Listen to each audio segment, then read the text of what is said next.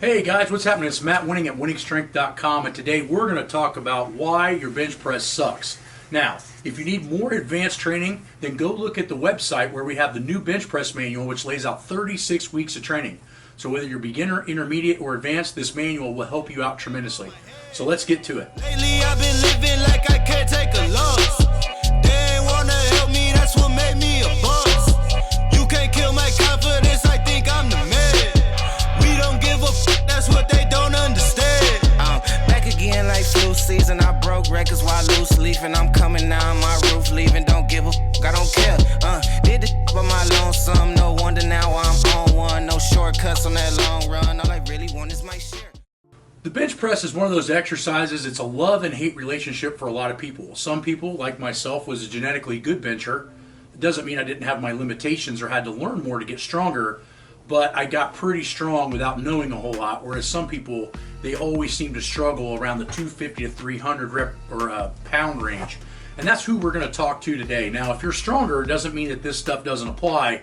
It's just we get a lot of questions for guys that are benching between 225 and 300 and they want to advance their bench press.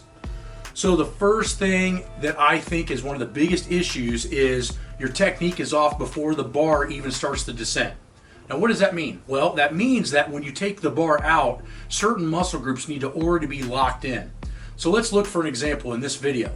We're going to see Teddy taking out the bench press and not having his shoulders locked, not having his lats tight, and utilizing way too much shoulder to take the bar out of the rack. Well, when this happens, when you start the descent of the actual movement, you're not going to have a lot of stability. You're probably not going to have a very straight bar path, and you're probably going to make a lot of mistakes on the way down. And it all started before you even broke your elbow to go down towards your chest. So what do? Well, the first thing we do is we make sure our hands are insanely tight on the bar. The next thing that we do is we actually overhead row the bar out to where we want to bench press by locking our lats in. The next thing that we do is we keep our chest full and tight. We don't let the chest fall or cave in on the way down, and we keep the knuckles pointing as close to the sky as we can, similar to a punch.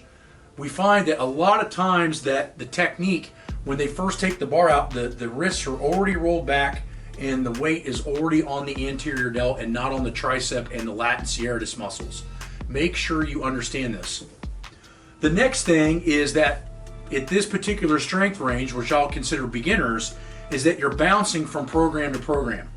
This means that you're not sticking with something long enough to see true results. I'm going to give you some personal experience.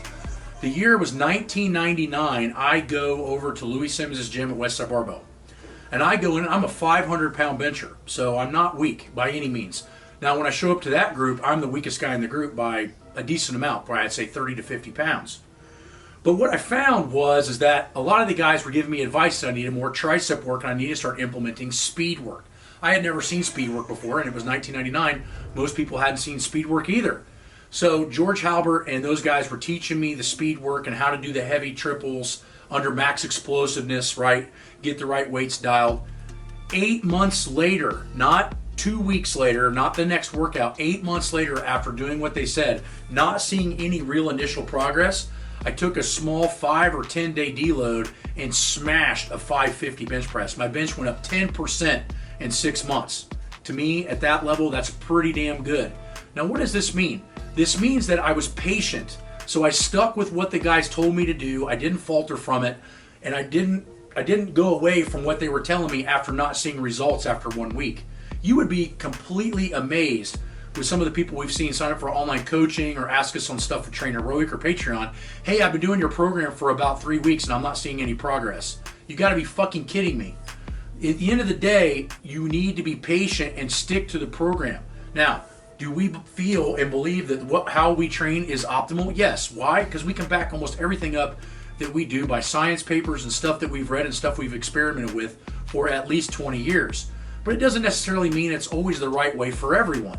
But what it does mean is that if you're doing a program, stick to it long enough to see some actual change in results. In my personal opinion, 12 to 20 weeks is going to be the bare minimum to make proper progress on anything.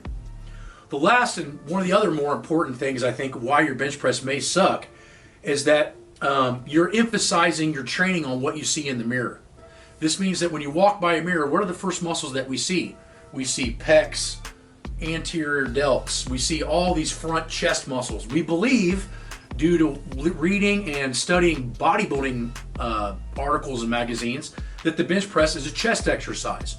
Well, in reality, in my personal opinion, the bench press needs to be thought of as an arm exercise. If it's thought of as a tricep dominant movement, it tends to create better technique, less mileage, and longer performance with less wear and tear. The problem is, though, is that because most of us start with an aesthetic background, or we're getting our information from free websites like T-Nation and all these other places, and I'm not knocking some of them because there are some good ideas out to these places, but in most general, the free information that I see on the internet is absolutely wrong and going to cause nothing but injuries. So go on to winningstrength.com, check out Patreon, Train Heroic, and make sure you download the Ultimate Bench Press Manual that I put nearly 2 years of work, research, and training and development into to make sure that this is a reason why your bench press does not suck. See you guys at winningstrength.com. Lately I've been living like I can't take a loss.